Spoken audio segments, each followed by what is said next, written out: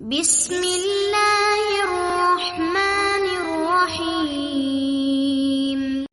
حضرت سلیمان علیہ السلام اور چوٹی کا واقعہ۔ کیا آپ جانتے ہیں کہ بارش سے پہلے ہی چوٹیوں کو کیسے پتہ چل جاتا ہے کہ بارش ہونے والی ہے؟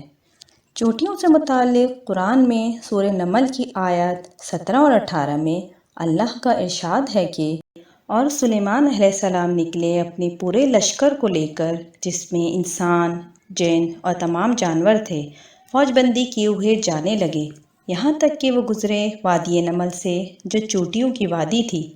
ایک چوٹی نے دوسری چوٹی سے کہا، اے چوٹیوں، اپنے گھروں میں گھس جاؤ، کہیں تمہیں سلیمان علیہ السلام اور اس کی فوجیں نہ پیس ڈالیں اور انہیں خبر بھی نہ ہو۔ اور جب سلیمان علیہ السلام نے اس چوٹی کی بات سنی تو مسکرائے اور اپنے لشکر کا رخ موڑ لیا۔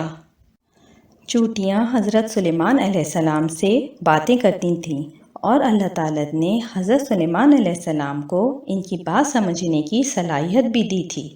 جو بات قرآن نے 1400 سال پہلے بتائی، آج کی جدید سائنس مختلف تجربات کرنے کے بعد اس نتیجے پہ پہنچی ہے کہ چوٹیاں ایک زبردست معاشی سسٹم میں رہتی ہیں اور اتنے مشکل سسٹم سے بات کرتی ہیں کہ عقل دنگ رہ جاتی ہے۔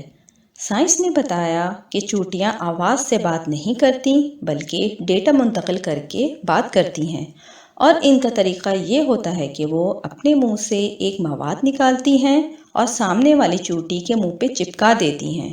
دوسری چوٹی سارا پیغام ڈی کوڈ کر کے سمجھ لیتی ہے۔ اس لیے آپ نے اکثر دیکھا ہوگا کہ چوٹیاں چلتے چلتے رک کر دوسری چوٹی کے منہ سے منہ لگا کر آگے چلی جاتی ہیں۔ یہ وہ عمل ہوتا ہے جس میں وہ ڈیٹا منتقل کرتی ہیں۔ جدید تحقیق میں یہ بات ثابت ہو چکی ہے کہ چوٹیاں آپس میں نہ صرف بات کرتی ہیں بلکہ ایک زبردست نظام کے تحت زندگی بھی گزارتی ہیں۔ آپ نے اکثر دیکھا ہوگا کہ بارش سے پہلے چوٹیاں اپنے گھر کے باہر گول چکر لگانا شروع کر دیتی ہیں اور مٹی کے پہاڑ بنا لیتی ہیں تاکہ بارش کا پانی ان کے گھر میں داخل نہ ہو سکے۔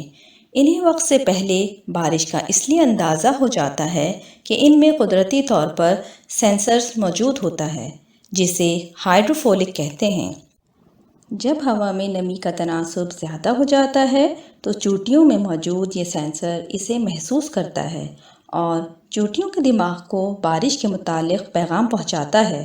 اس لیے چوٹیاں بارش سے پہلے ہی اپنے کھانے پینے اور رہنے کا انتظام کر لیتی ہیں۔